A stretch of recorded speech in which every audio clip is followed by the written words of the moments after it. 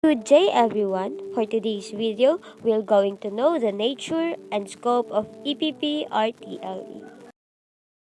What is EPP? Edukasyong Pantahanan at Pangkabuhayan equips pupils with skills for lifelong learning.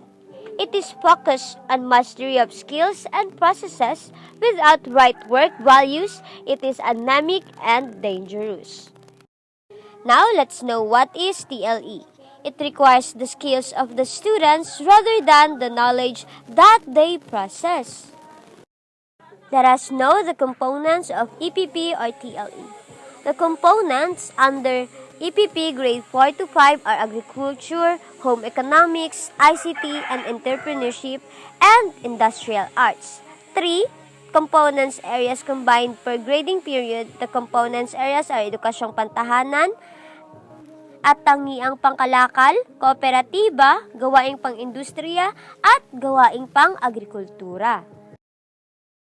The scope of EPP or TLE.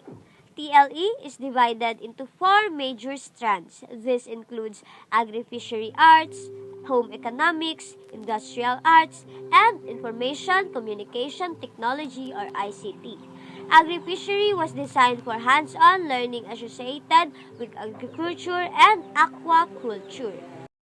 Role of EPP TLE as a subject. In line with the school's vision and mission, the TLE department aims to develop critical thinking and self-reliance, independence, culture sensitivity, and entrepreneurship in the students by enhancing their skills on different uses of technology and application life of skills. Importance and purpose of teaching EPP.